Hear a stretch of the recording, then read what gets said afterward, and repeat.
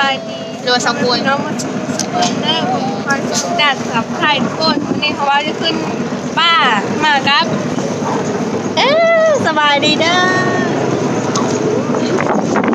ตอนนี้ก็สายแล้วเนาะเขาออกจากบ้านคันจะบิดบ้าน9 โมงแล้วถึงง้อได้เพิ่งกับมิมี่เดี๋ยวนั้นเธอนี่นะมินิไปด่านไม่นอกไปอันนั้นไปโดงไปถ่ายนั่นเดี๋ยวไปนอนอยู่โด่งวันนี้นะทุกคนหอบนี่นะหาหยอดแค่ควันรถนะอาลีด้าอาลีนี่รักนะ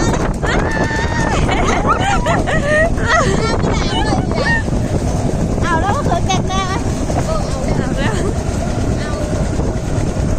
มาหุ้มกันไม่ได้ทุกคนไปเพิ่มกันข้างๆไปเพิ่มอยู่บ้านสักแต้มเนาะว้า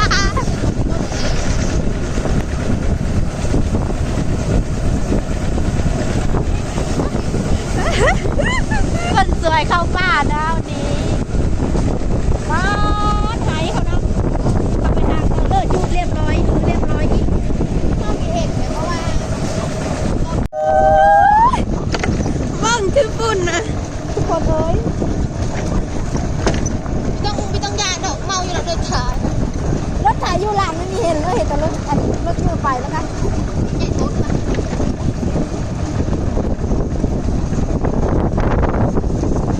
สิ้นแล้วแหละจะกะไปมาหน้าคุณ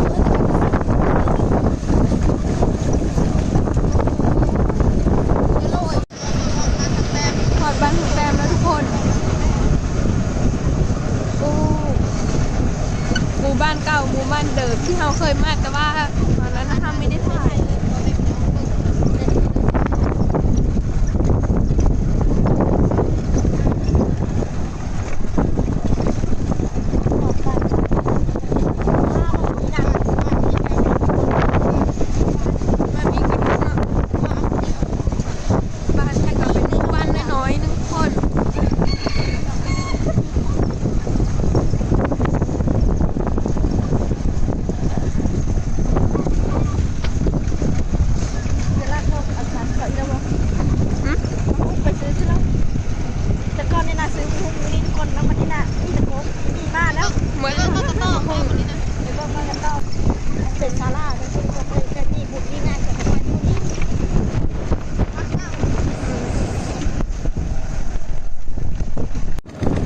แล้วทุกคน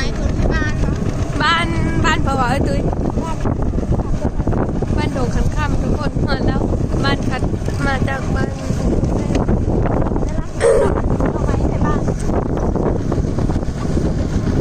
ก็มาโม้กระโดดไม่ได้ตบข้อในนั้นลุ้มพี่คลิปลุ้มพี่เขาจ่ายเขาเจอเตะเวลซับเราเสาล็อกเครือข่ายว้ายใส่ลายกันบ่แต่โลกเนียนหอดบ้านเดี๋ยวว่าทุกคนเขาสะอ่อนได้มาโกงแล้วนะเคยขายแล้วก็โกงเลิกโกงนานทุกคนเลยทำหอดแล้วทุกคน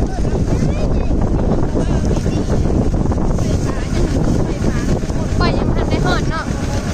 ปล่อยมันจะเป็นสีเงี้ยๆลงไปเป็นเพราะว่าออกหายออกโซนก็ได้พวกกับไปวางในบ้านหนึ่งที่ใหญ่บ้านยังไม่มีไฟฟ้าเนาะบ้านจะสั่นเอาย้ายออกจะสั่นมาแยกแต่มาตานี่ทุกคนเลยค่ะไอ้ที่มาตาเนี่ยเอามาเรียบสงัดโม้กันว่าจะมาได้ใจบ้านเนี่ยคนเขาที่ออกไปซื้อมันกระดาษกระมาไข่เสีย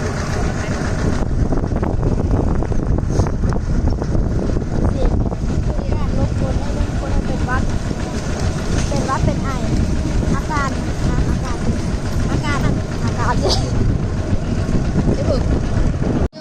มา10,000ทุกคน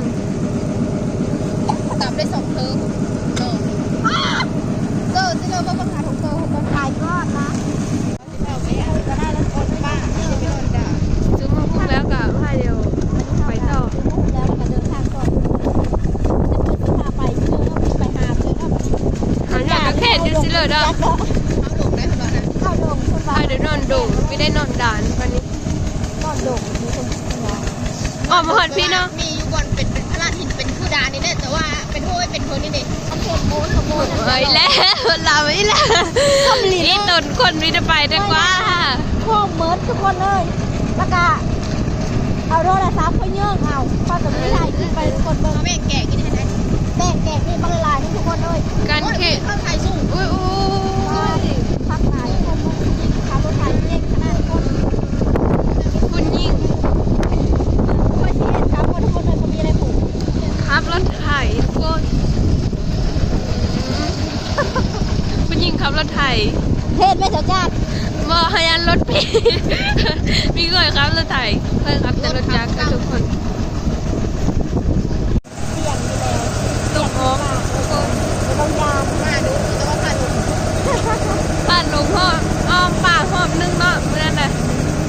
แต่ว่ามาดูเดินมาตั้งก่อนนะขึ้นมาดูเดินมาจับอยู่แถวนี้ ป่าทาง หน้าให้มันต้นด้วยซ้ำเป็นแบบนี้บ่บันทายไปนะแบบนี้บ่แม่น้ำแห้งมาแล้วแห้งมันสุด แห้งนะเนาะ น้ำเบอร์นั้นมีคน มีคนนี่ จะจอมยุทธ เอ้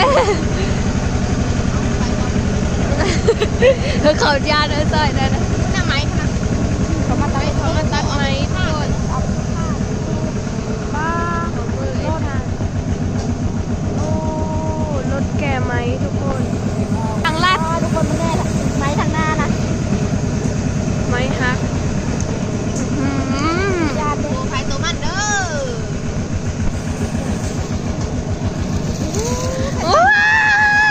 ยลงหอมหอบสองคนสั่นเองตัวนี้นะ มันมีจังหอมมาหาใบนี่นะ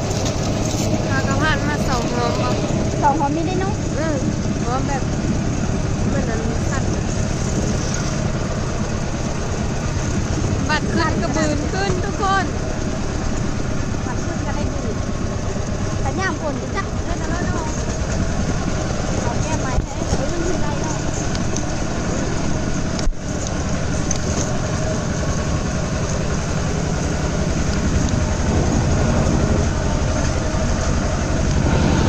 หยับฝนสมาไม่ได้เลย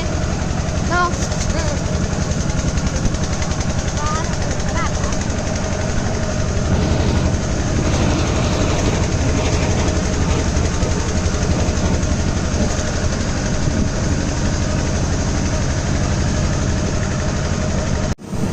แวะเฮาอีกครั้งแล้วทุกคนเนี่ยอยู่นะ เว้แล้วพี่น้องเอ้ยเว้เขาอันทุกกระสอบเลยเพราะว่ามันโอ้ทุกกระสอบเว้ทำมานี่นะทางเว้ แวะเฮา ขนาดน้อยแล้วกันเขาเว้ไม่เอาวะ แวะเฮาตูบ ตูบเพราะว่า นะฮะยอดอันนั้นตายแล้วสองยอดกูได้ลงก็คือน้า ทุกคนฮอดทางแวะแล้วก็ลุงนะเอาละไถไปก้อนนี่เฮาหาเลาะเบิ่งยอดก็แค่นเพราะมันพี่น้องเอ้ยเราเอาไปก้อนไปทายอยู่ทางหน้าทุกคนเฮาก็หาเลาะเบิ่งยอดกันแค่นแถวนี้บุป่าแล้วทุกคนเห็นยอดนึงอยู่ในใช่แหละอึ๊บโอ้โหยอดเยอะตัวได้โจ๊ะพร้อม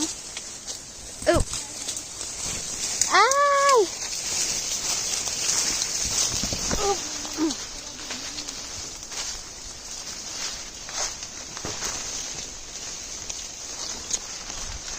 มาทุกคน แต่ว่าเขาก็ไปไม่หอดเนาะ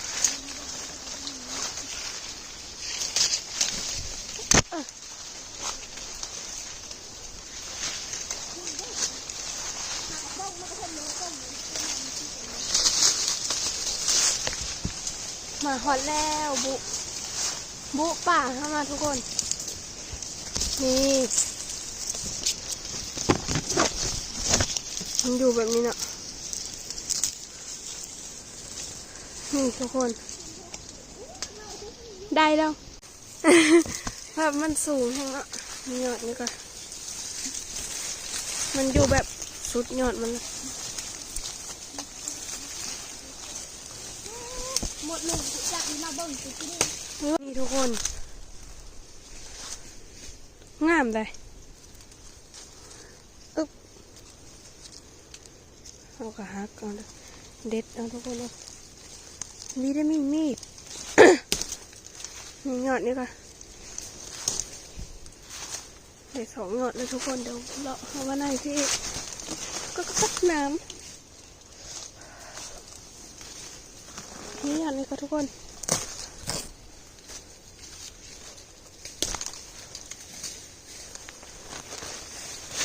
เลาะเอาหาเดียวไว้แล้วเนาะ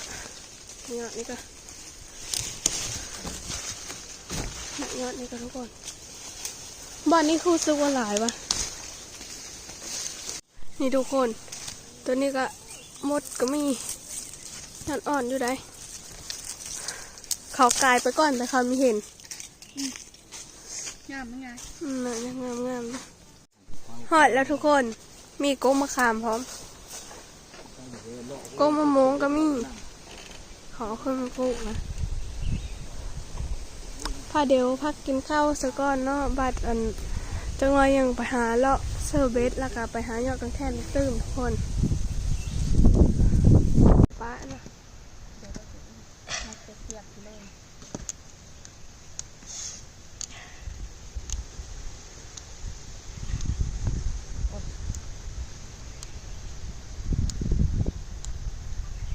กำลังเก็บกินทุกคนเลยตามมาโทรกินข้าวยากไปหาดีโต หิวข้าวแล้วมื้อนี้แล้ว เขาลอกตามมาโทรเขากิน โมงแล้วให้เนาะยังหอดบ่ายโมงมีกินข้าวอยู่เดี๋ยวข้าวแล้วนะเว้ย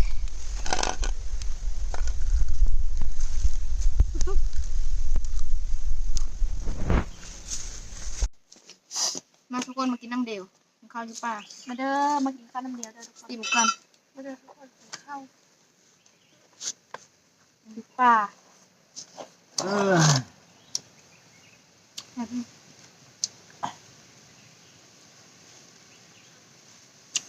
ส้มผักก่อนแซ่บเลยส้มผักโบกเนาะส้มผักเต้นมันแซ่บ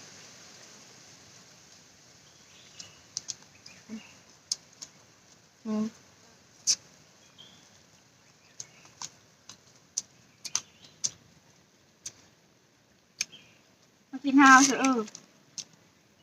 ขึ้นข้าวกันยังไม่มาน้อย นี่ล่ะกินข้าวมันเผ็ดเรื่องนี่บอกเห็นบ่ยัง มีคู่ นี่แหละ คู่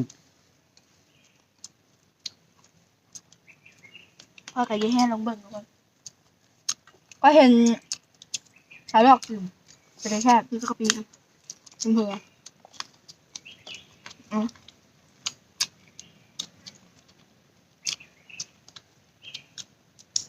แข็งเนาะ